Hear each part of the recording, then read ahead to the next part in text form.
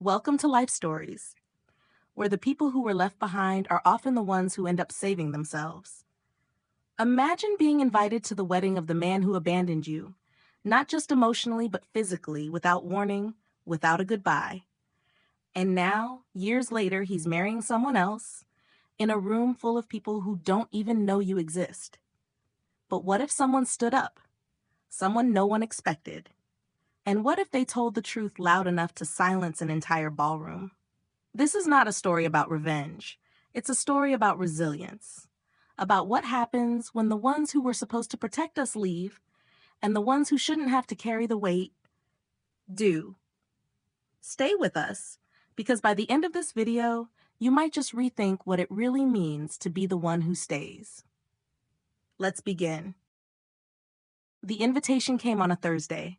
No return address, no note, just my name, Alina Hart, written in looping gold calligraphy on cream cardstock thick enough to suggest money, permanence, or maybe just nerve. I turned it over twice before I opened it, already knowing what I'd find inside. The air felt thinner, somehow, as if the universe itself was holding its breath. You are cordially invited to the wedding of Jason Reed and Savannah Blake. My fingers trembled, not from nostalgia or anger, but from the violence of something I couldn't yet name. I hadn't seen Jason in 3 years. Not since the night he packed a duffel bag, left a note on the kitchen counter that read, "I can't do this anymore," and disappeared like smoke through the cracks of a home we'd tried so desperately to build. He didn't just leave me. He left Harper, his daughter from a previous relationship. She was only 5 when she first called me mom, with the kind of blind, desperate trust children reserve for the adults who stay.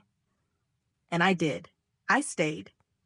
The night Jason walked out, Harper was asleep in the next room, her tiny arms wrapped around the teddy bear he gave her on her 3rd birthday.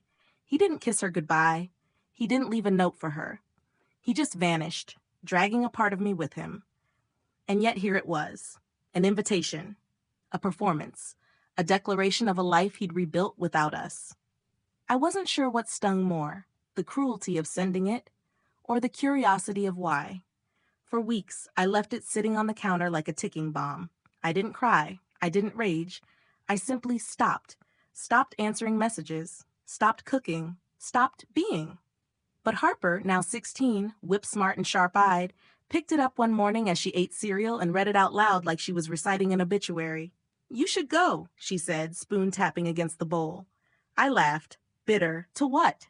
Applaud the man who abandoned us? "No," she said softly, to remind him what he left behind. There was steel in her voice, the kind I hadn't heard before. The wedding was to be held at Willow Ridge Estate, a place so grand it had been featured in architecture magazines, the kind of venue where people go not just to marry, but to display.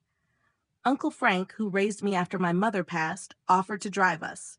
He had never liked Jason, said he smiled with his mouth, but never with his eyes. That morning I wore a simple navy dress.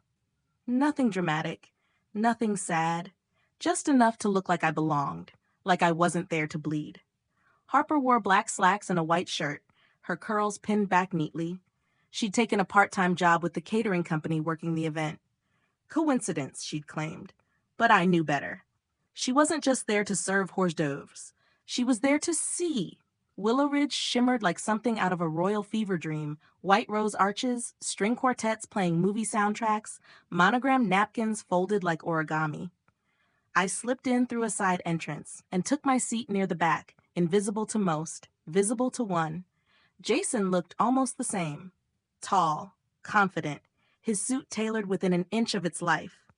But there was something in his face, something worn thin and stretched tight. He never saw me. Or maybe he did and chose not to. Either way, it didn't matter. I wasn't there for him. I spotted Savannah before the ceremony began. Blonde, effortless, a walking Pinterest board of silk and curated laughter. She clung to Jason like a prize. Her smile sparkled, but her eyes, they calculated. Every gesture choreographed to say, "Look at what I have. Look at what she lost." Their vows were flawless. Her voice didn't waver. His hands didn't tremble.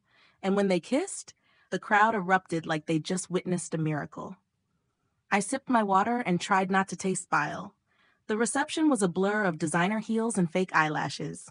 Waiters floated by like ghosts with trays of canapes and champagne.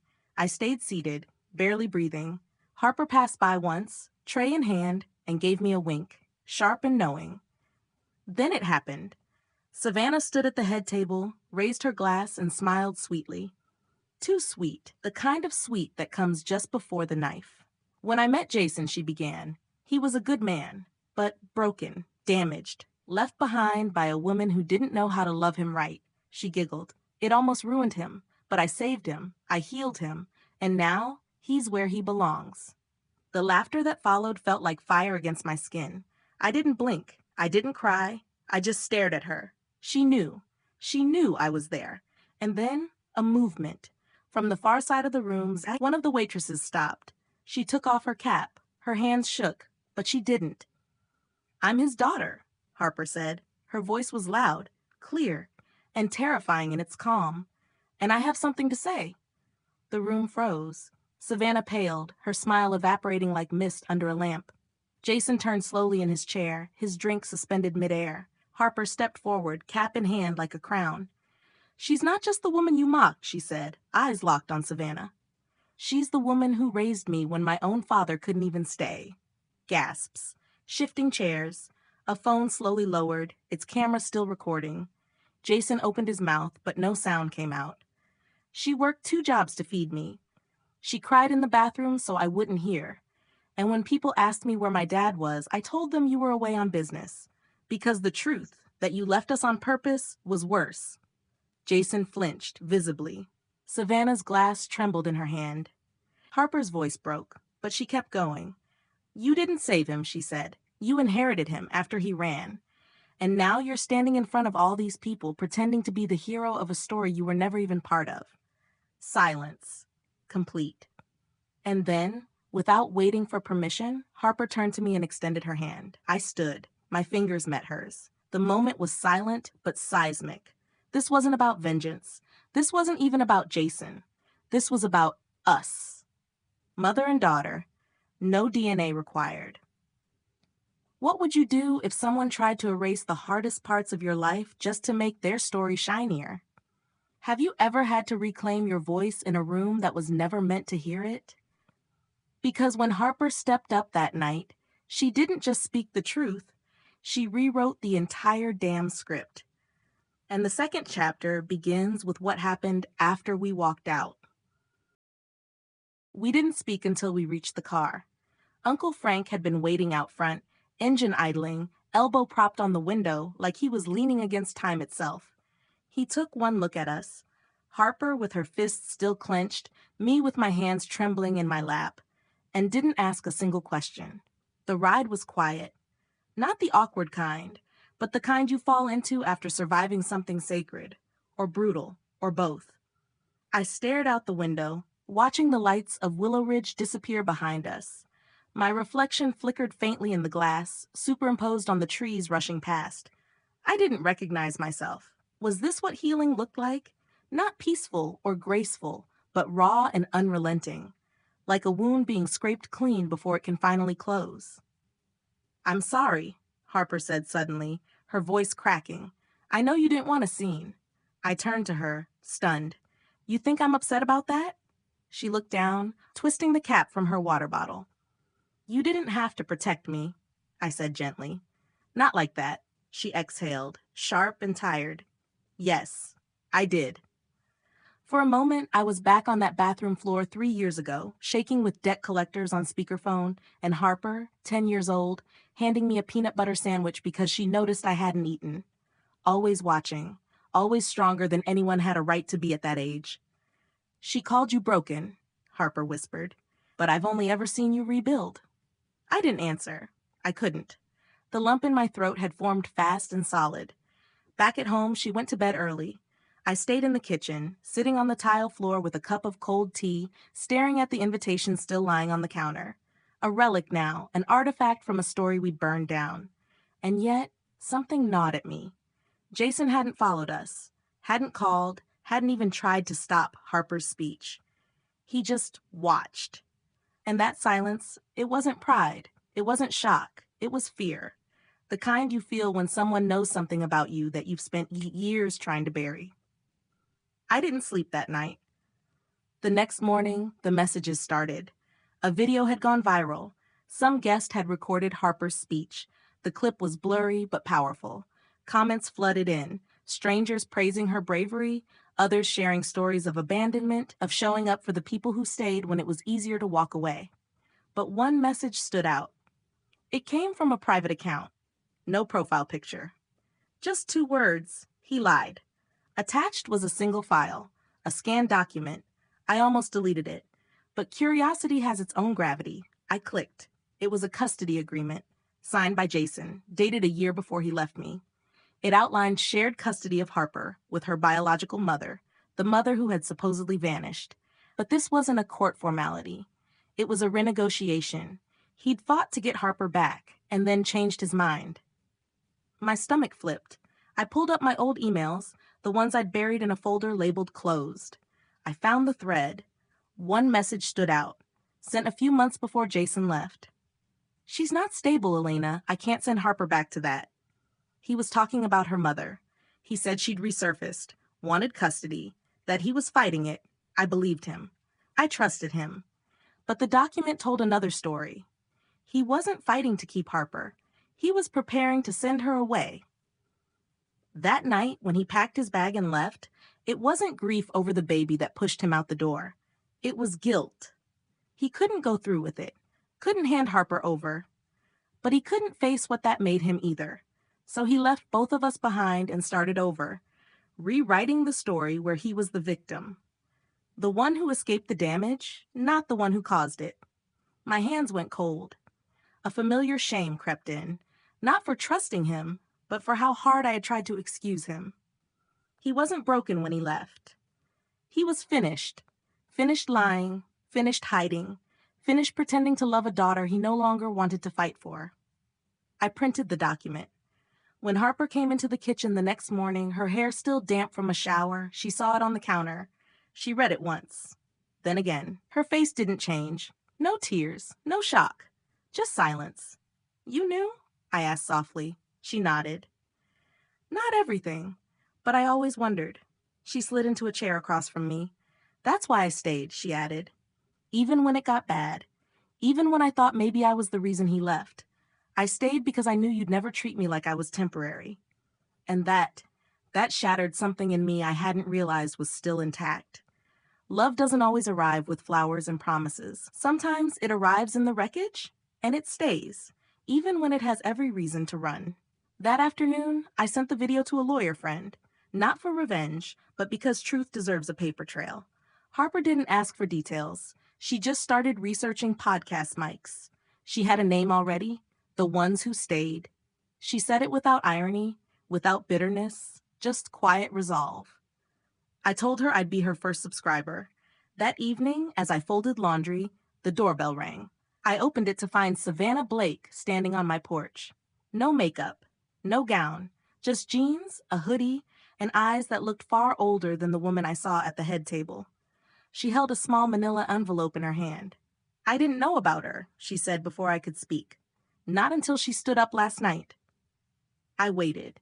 "He told me her mom left," she continued, "that he was all Harper had, but she pushed him away, said you were unstable, controlling, that you poisoned Harper against him." She looked down.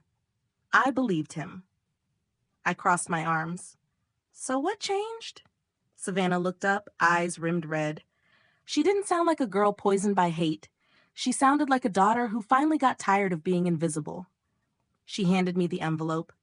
"You should read this and decide if you still want to burn the whole thing down." Then she turned and walked away. I didn't open it right away. I sat down at the kitchen table, hands resting on the envelope like it might bite. Because deep down, I knew whatever was inside would change everything. Have you ever discovered a truth so devastating it made you question everything you thought you'd survived? Because what I was about to read would rip open a chapter I thought had already ended, and the next page might not be mine to write. The envelope sat on the kitchen table for hours. I made dinner. I swept the floor. I helped Harper prep for a quiz she didn't need help with. Anything to avoid peeling back the next layer of truth. Because after everything, after the betrayal, the speeches, the silence, I wasn't sure I had room left inside me for more unraveling. But some things demand to be opened. Not because you're ready, but because not knowing hurts more than the truth ever could. Inside was a letter. Handwritten, not typed. The ink bled in some places, like he'd pressed the pen too hard or paused too long between words. Elena, if you're reading this, it means Savannah gave it to you. I didn't have the courage to leave it myself. Maybe that tells you everything you need to know already. I paused, my thumb tracing the edge of the page. I left because I was a coward, not because I didn't love Harper, not because I didn't love you. I just didn't know how to carry the weight of what I'd done. You were the only real thing in my life. You still are. But the night you lost the baby, I broke. Not because of the grief, but because I realized I'd been pretending for too long to be someone I wasn't ready to be. I had agreed to let Harper's mother take her, not because she was better for her, but because I believed I wasn't enough. I thought I'd ruin her. I thought she'd be better off without me. You begged me not to give up, and I pretended to try. But the truth is, I'd already given up. You just didn't know it yet. I felt something hot slide down my cheek. I didn't wipe it away. And then Harper stayed. Not because of me, but because of you. Because even at 11, she knew who would fight for her. I watched you carry us both while I quietly planned my exit. And when I left, I convinced myself you'd be better off too. But that night at the wedding, when she stood there, all I could see was what I lost. And what you built without me. I won't ask for forgiveness. I don't deserve it. But if there's a part of you that still believes I once loved you, it's true. I just didn't know how to love anyone without destroying them in the process. Jason, the letter dropped to the table. It wasn't a plea. It wasn't even an apology. It was a confession.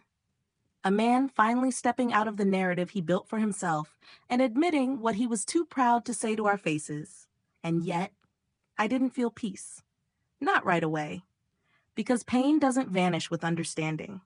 It lingers, asking to be seen one last time before it lets go. That night, I sat in Harper's doorway watching her sleep, the rise and fall of her breath, the quiet strength she wore even in her most vulnerable moments. She didn't know I'd read the letter. Not yet. She didn't need to. She'd already written her version of the truth, spoken it out loud, and in doing so, she'd set us both free. The next morning, I mailed the letter to my own address, not to keep it, but to remind myself that some truths arrive when we finally stop chasing them. I didn't need Jason's words to validate me. I'd already done the hardest thing someone can do after being abandoned. I stayed. Not for him, for me, for us. Weeks passed. Harper launched her podcast. The ones who stayed got traction faster than either of us expected. People sent in stories: foster kids, single parents, women who rebuilt after being ghosted with 2 kids and a mortgage. Harper read some on air. Others she just cried over in silence. I started writing again too, not about him, but about survival. The kind that doesn't come with medals or headlines. The quiet kind. The daily kind. The kind where you go to work, pay the bills, make dinner, and still find a way to tell your child she is loved beyond measure, even when you're falling apart inside. We became something different after the wedding. Not just mother and daughter, but partners. Co-authors of a story no one else was brave enough to tell. And then, one morning, Harper did something that brought me to my knees. We were at the kitchen table, pancakes between us, when she slid a manila folder across to me. "What's this?" I asked. "College applications," she said, and something else. Inside were essays, letters of recommendation, but also a speech, typed out, titled "The Woman Who Stayed." It was her commencement speech, and the last paragraph read, "She wasn't born to be a mother, she chose to become one." For me, she gave up pieces of herself no one ever thanked her for. She stayed when it was hardest to, and in staying, she taught me that love isn't perfect, but it is persistent. So when they hand me that diploma, I won't just be walking for me. I'll be walking for the woman who stood when she could have collapsed, who raised me when it wasn't her job, and who taught me that sometimes the people who show up late in your life are the ones who save it. I dropped the paper. Harper didn't say anything. She didn't need to. We sat in that kitchen with our pancakes and our tears and something bigger than closure, something closer to redemption. That night, I lit a candle for all the women who had loved quietly, fiercely, invisibly, and I whispered a truth I had once been too ashamed to admit. He left, but I stayed, and in staying, I became. Not perfect, but whole. What part of this story moved you the most, and why? Comment 100 if this story touched your heart. Tell us where you're watching from. We'd love to know. And if this story reminded you of someone who stayed for you, share it with them. Thanks for being with us on Life Stories.